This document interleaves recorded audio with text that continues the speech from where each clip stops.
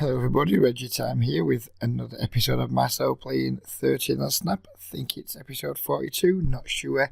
It's not a follow-on from the last episode because when I came back after my break, if you watched the last episode and come into this one, when I came back from my break, the tables died pretty quickly. We got about 10 minutes of footage recorded, that was it, so we just deleted it.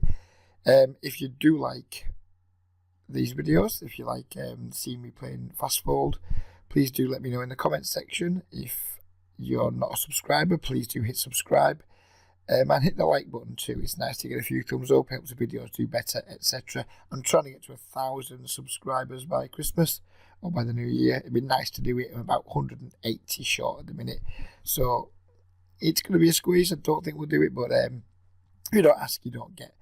I'm going to be playing tonight for about an hour and a quarter, an hour and a half. It's quarter to midnight UK time. In an hour and 15 minutes we see the return of the legendary Tom Dwan to the Poker After Dark tables. I plan on watching a fair bit of that tonight. I think it's a cash game that's going to run for 4 hours, I believe. I very much doubt I'll be able to stay awake for all of it, but I'll certainly be watching the rest on demand. And looking forward to it. The lineup is something like, I think, Dwan, Negreanu, boring, Esfandiari, boring, Jean Robert, pretty boring, Bill Klein, businessman, and a lady who I don't recall, whose name I don't remember. She's not particularly famous, well, certainly not to me anyway. But yeah, it's a pretty dull lineup, but it's got Dwan, it's got Durr, so hopefully it'll be good. And yeah, let's play now. I'm probably going to make 2 35-minute videos. I'm going to try to anyway. It'll depend on the lobby, of course. So this video is going to be about 35 minutes long, and then we'll stop and we'll make another one. Assuming that traffic allows. Sometimes the best laid plans don't work out. We might only get one video out of the session. I was going to say working hard then, but it's not hard work. I've been putting the hours in tagging unknown players in the mornings these last few days. I think we're going to see about this board these last few days, because I've got no reads on anyone on Triple Eight anymore, or very few reads, shall we say. And it's nice to see that even though we've done that, we've still got tons of like untagged players that don't have full stacks. So I think at the moment this pool is providing plenty of fish. So with any luck, we can have a few more good sessions and good videos.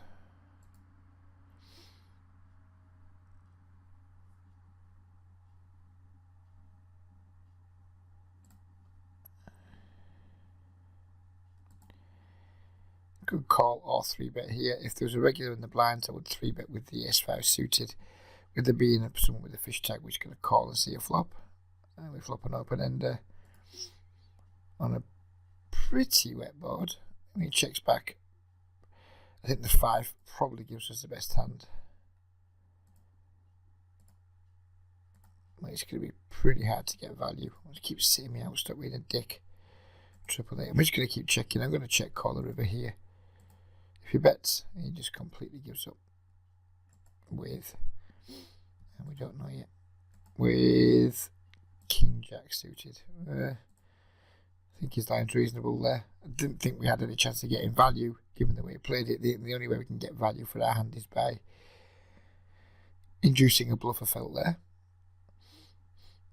And once he checks back the flop, you kind of know that he doesn't have a pair. So when we pair the 5 on the turn, you kind of like, well, he doesn't bet again, so he doesn't have a straight.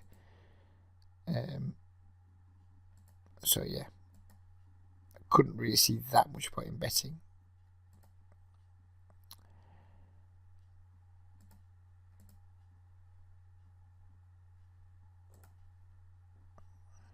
Pretty easy raise there with our trip 5s on that board, but the min donk fold disappoints us.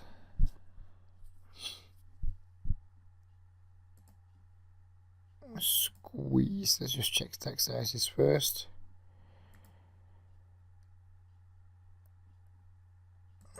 Lots of fish at this table, by the looks of things.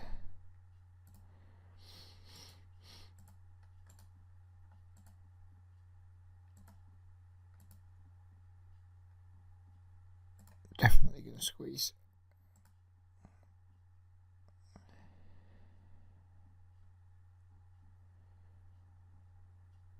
I thought we got through them all then. I just thought we'd got through them all, and Yolly at the death disappoints us. Given we have an SPR of like 1 and a bit, we're not going to see better here. We're going to check and hope it checks through.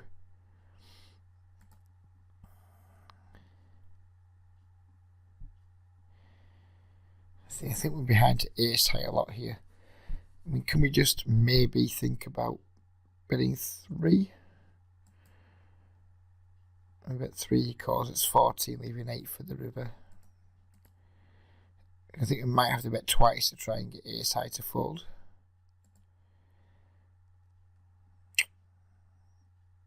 Does he fold small pairs like pocket 3s and things as well?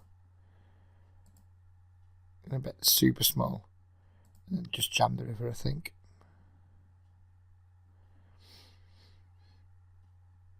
Oh, just get it through there and then.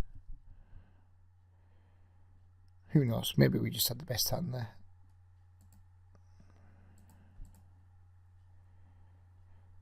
I know tons of the guys who I work with, they would never have the courage to fight a bet that small. They just don't believe in the small bets, and I'm presuming lots of you guys don't too. And I never used to. It's really hard to imagine how a quarter pot bet can take down a pot, a 3-bet pot on that board texture. But he checks back the flop and he's probably a fish. He probably doesn't have a pair too often. If he does have a pair, it's going to be a small one. He's going to have a lot of ace highs and stuff. And I didn't expect the $2 bet to work. But if he just called the $2 bet, I think quite often the $9 shove on the river would get through his ace highs and his small pairs. And then if he is just trapping us with something, then never mind. We were never trying to get him to fold a big hand anyway. We were just trying to get him to fold like slightly better shit hands, if you will.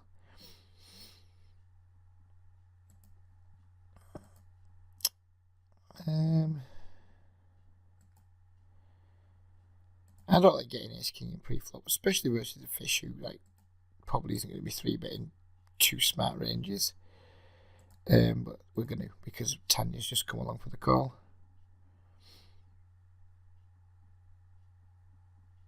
And I'm more than happy just to take it down pre. 9-5-5. Start by checking the ace king. I'm not planning on folding to 1-bet unless he open bets or pots or something. Continuing checking. The 7 is a pretty useless card.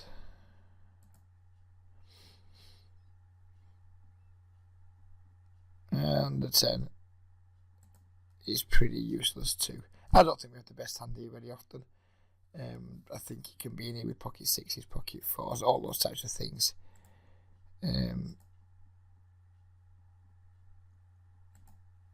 But we do. So, good stuff. And he just decided not to bluff at all.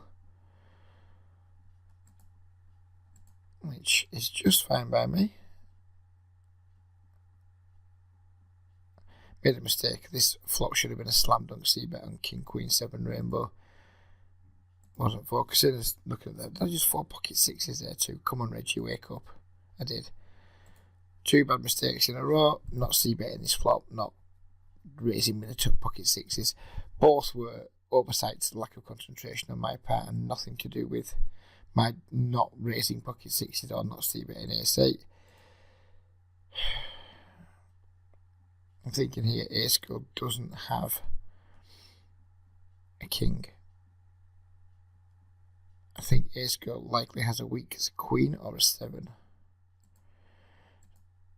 My question to myself is, should I raise or should I just fold? We can even think about calling, but I mean, we don't beat very much. I think we're going to go with a big raise.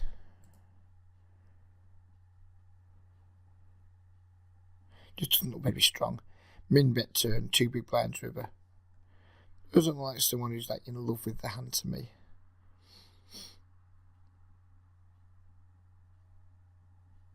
What's my note on unknown riggish? That's too early to classify. Not much use, but it is what it is. Certainly going to squeeze with the ace queen. Small sample could be pretty loose and aggro. Pull the king queen on that board. And obviously we're playing for a fold here with the ace queen. If we get a call, then we've got a reasonable hand to try and continue with post flop, but ideally I just want in the fold. When he calls and this board comes down, I think it's not good. It's going to be hard for us to get folds. His range is going to be a lot of pocket nines, pocket tens, pocket jacks, that type of thing. I'm not going to see about this board. I just don't think we're going to get anywhere near enough folds against the range of hands that I think he's likely to have. Just not a good board for our actual hand. It's not that great for our range either, so whatever, we'll move on. Remember, Reggie, keep tagging, keep working away and tagging. As I said before, not all these guys will be fish, but if they're not topping the stacks up, they're super unlikely to be winning players. So we just tag them as fish to start with and re-tag them at a later date. Flop top pair here, SP out of 4. I'm just going to make a large bet. Large committing bet, and if he jams I'm going to be a little bit sad and call anyway.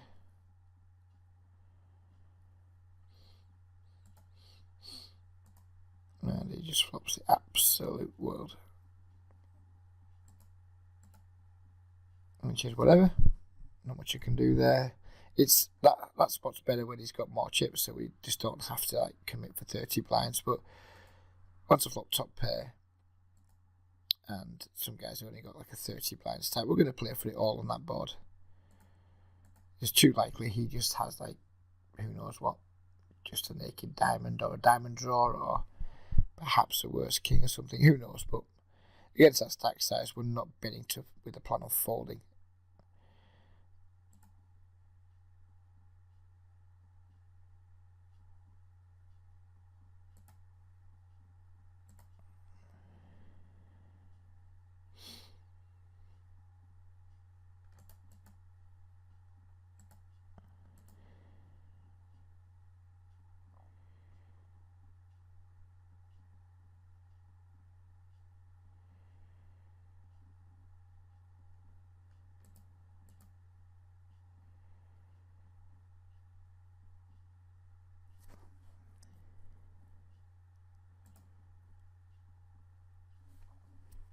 Pretty rubbish flop on both tables.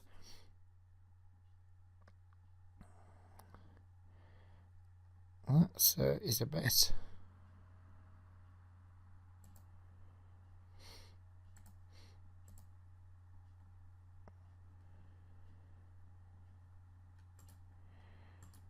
Triple 8 Deagon, that's a name I remember. Don't know why I remembered it, but I remembered it.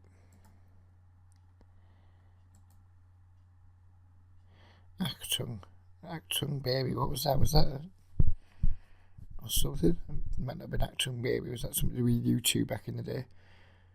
Not a big U2 fan. Don't like the music much. Can't fucking stand Bono. I was about to call here.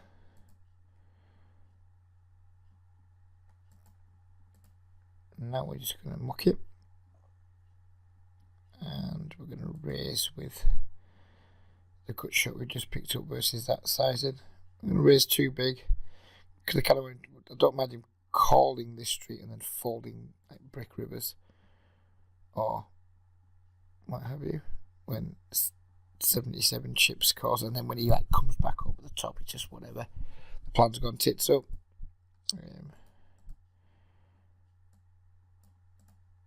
I'm going to change his tag to green and just put a note on him that maybe he bets to induce. Oops. I'm just putting that with a question mark because I don't know. It might not be the case, he might just be a complete moron.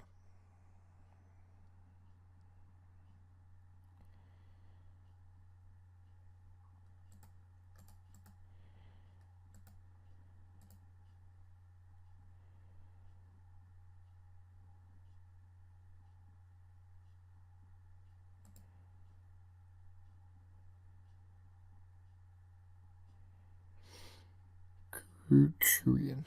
Never heard of it. That was a 67 open. We just call as it's bigger. We're going to go with the 3-bet.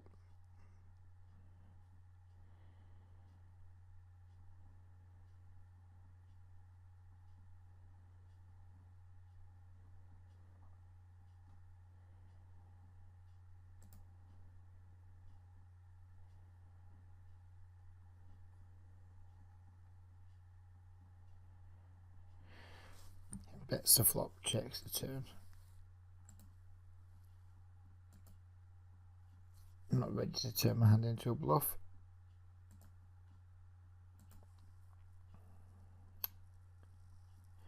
I think we might call this river and work on the assumption that he's maybe got some straight draws or some random nonsense. The pot's just super tiny, so we're probably not going to fold to any kind of bet up to 4 big blinds.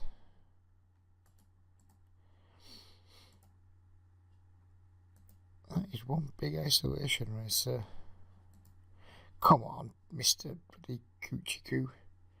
Fuck is going on?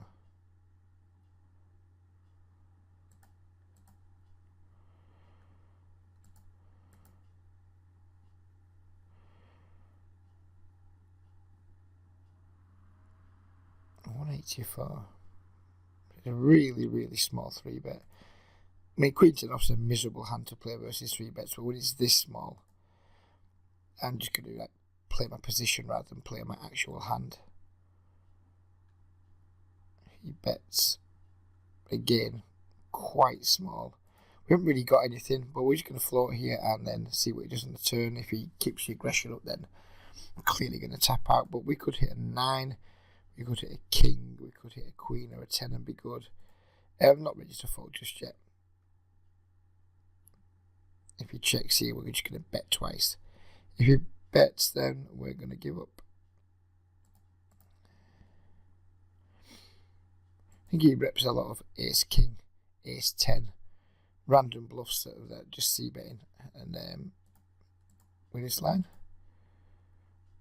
Just in case I'm wrong, we're going to make a smallish bet on the turn, which he instantly calls.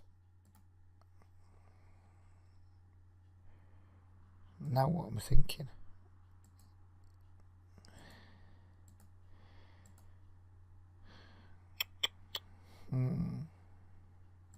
Seven's a pretty bad card for us in terms of A, getting fold equity, B, what we can represent by betting again. The plan was to bet then jam or a bit really big, overbet or pot it or something. But the 7 is just not a good card for that plan.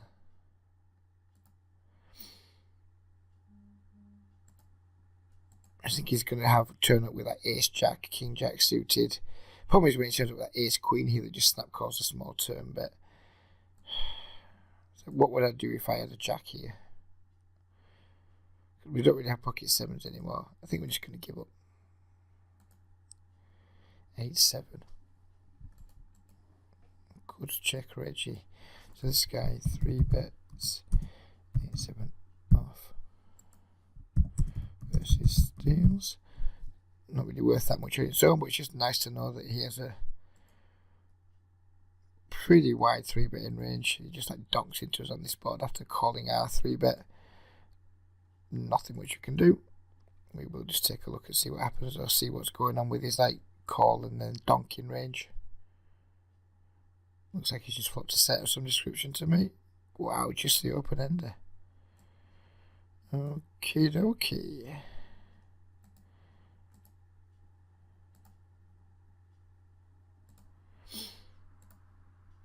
So donk, draw, 3-bet,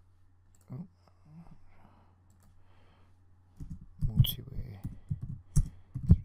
3-bet, pot. That's all we need to know again for now. Look at the call with the ace king. No need to do anything else at this point. Bet super small on the turn. We bet around 4-ish. It lets loose like with a pot size river bet.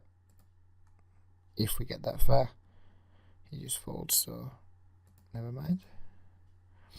Don't know why my auto reload stopped working. Lots of bugs, 888, just like never seem to get around to fixing. Remember this Ruo Polo is some massive knit short stacker.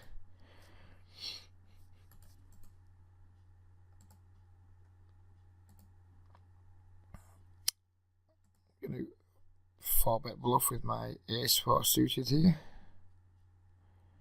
Could just call, but I like to have these hands in my arsenal for 4-bets, these types of hands. White with suited wheel aces.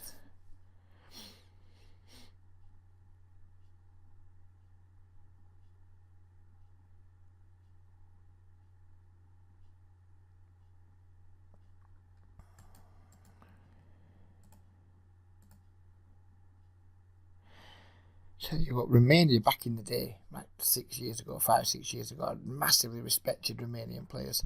Thought they were some of the best around, but it seems to be a country that has like a plentiful supply of like bad regs and fish these days. Go Romania.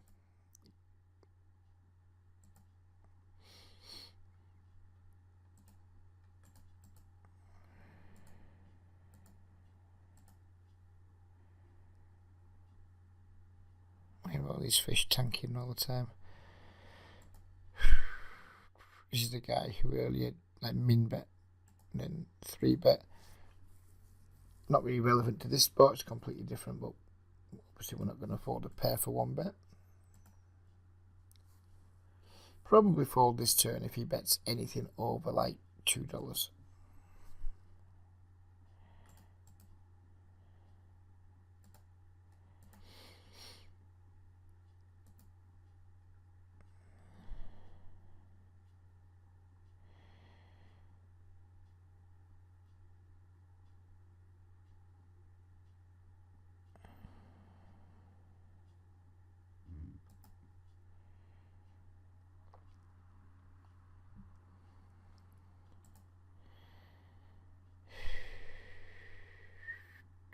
I'm thinking 4-bet, call for not folding. Ace Queen was just so shit though in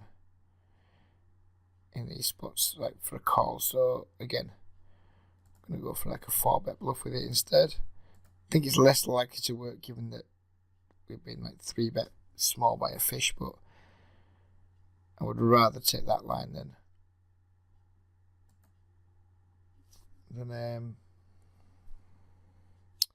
rather take a 4-bet line than just call and miss. At least now we have this flop, we have the initiative, and I guess given the SPR against a fish especially, I think I'm just gonna bomb it here and just like hope he doesn't have ace king, I guess.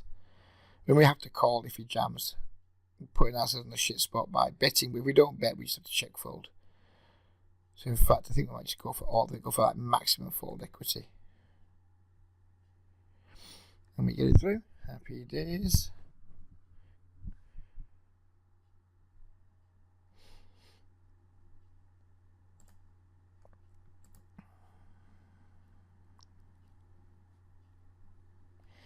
Gotta have heart sometimes. I know I have a reputation of being like a nit and what have you, and that might not be an especially good play.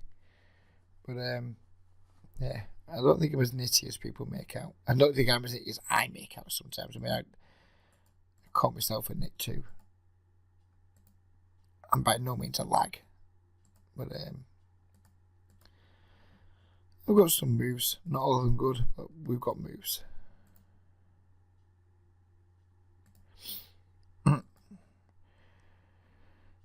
What's with all these small 3-bets? I'm not defending the 4 high though. Tempting, but no. If it made it slightly small, like 180 or something, I'd have had no choice. But up at 230, just shy of 8 blinds. I don't really want to put 8 blinds in pre-flop with 4 high, suited or otherwise.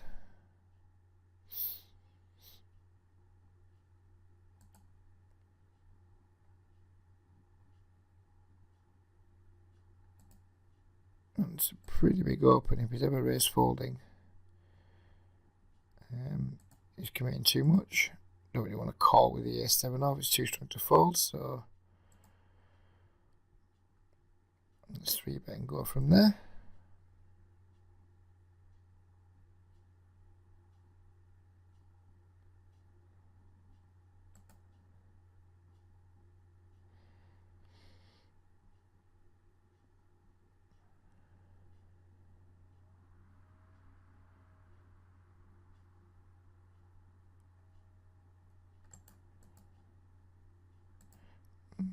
Tagging a Ukrainian as a fish. I think he's more likely to end up being someone who gets like the yellow tag or the chicken tag than he is to be a flat out fish. You get some Ukrainians that are like McGregor, you get some other Ukrainians that are like super weak tight, and you don't get much in between. Again, that's a country I used to respect pretty massively. Now I just think it's just like got like a ton of bad regulars or moderate regulars that play the micro stakes.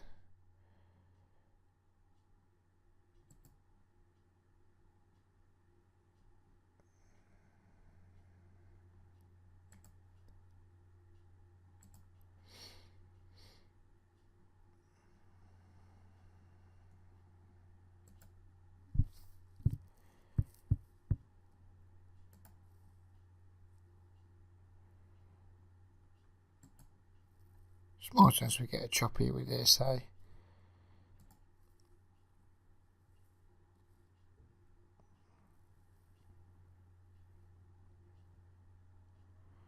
Funny guy, this actor. Got a feeling he's tricky, or tries to be tricky at least. Let's see what he turns up with here. That he checks twice and just pots a river. Wow. Pocket jacks. What are you doing, sir? Just over-limping the fish with your jacks and then checking it back twice. Doesn't seem great to me.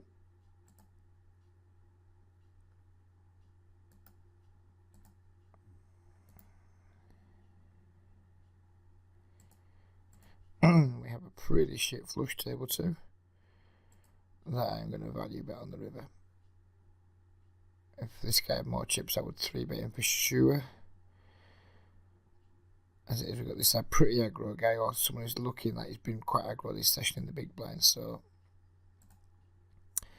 we're not going to call. I think we're going to get squeezed a reasonable amount, and I don't want that. I don't want to be squeezed with the 9-7 suited. And we can't 3-bet it ourselves because the guy only had it, what, $11 or something like that. Queen 9, very loose if we open it, but not seeing any particularly scary people around the table, so why not?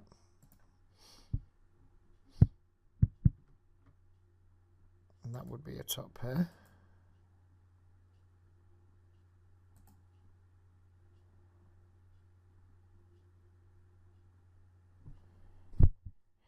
Seven's not ideal. Make some 2 pairs. Complete a couple of weird straight draws. And we can get check raise out of this board. We don't have a 3 street hand. Not a massive amount of things to protect against. We're going to check back and call some brick rivers, or value bet some brick rivers. That wouldn't be a brick river. And now I guess we're just going to try to beat, who knows what, ace-5, something like that, by checking down. Pocket jacks.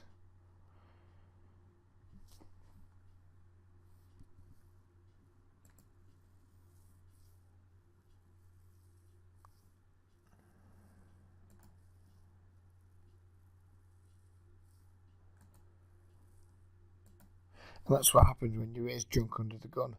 You flop top pair, you get 1 street of value. Albeit the board ran out of shit. That's why I don't do it too often. But I think on the right tables it's fine.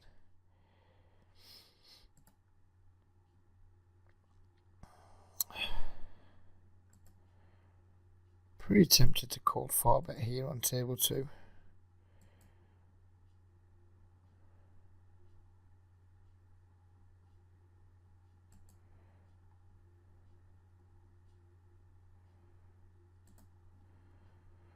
reasonable blockers or a semi-playable hand that I just don't want to cold call with. And if we get 4-bet, it's trivial fold. Didn't really expect the cold call. And now we've got a weird spot.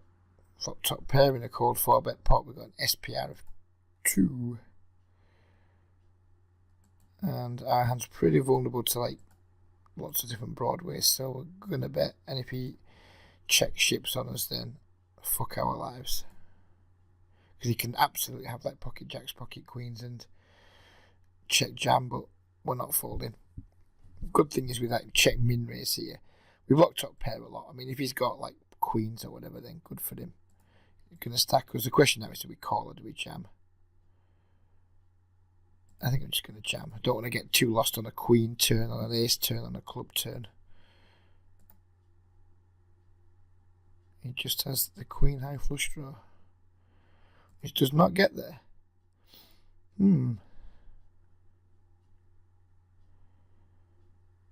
Interesting.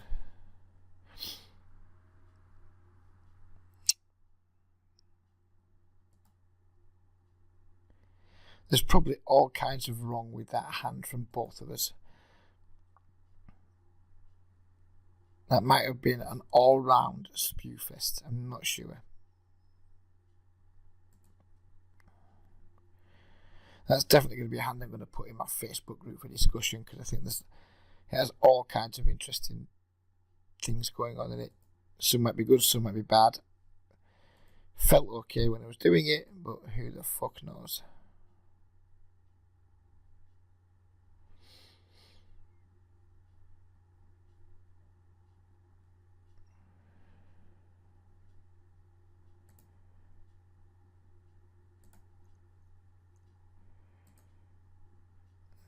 C-bet small with the ace king just to protect versus like jack 10 and shit like that doesn't want to bet. Well, I don't want to just give free cards to it. Doesn't want to bluff, sorry. That doesn't want to bet.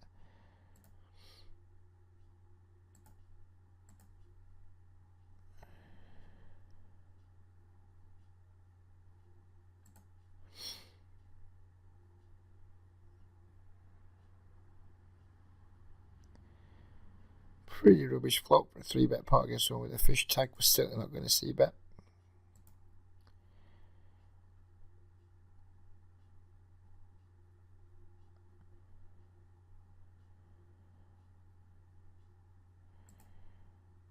Make this 3-bet slightly bigger because of how deep we are.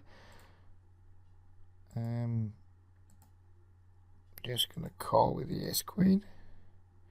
That we have the best hand, but for 120 we're not folding, and then when he bets big the river and let it go.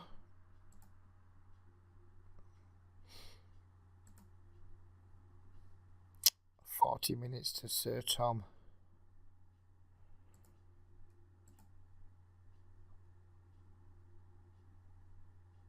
Sir Tom of Dwanshire.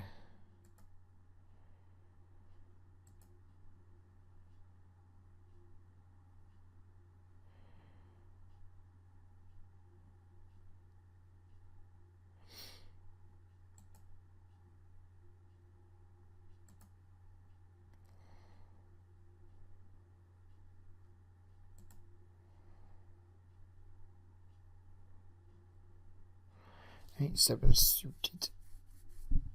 Seems like a super easy call. Let's hope for lots of blue.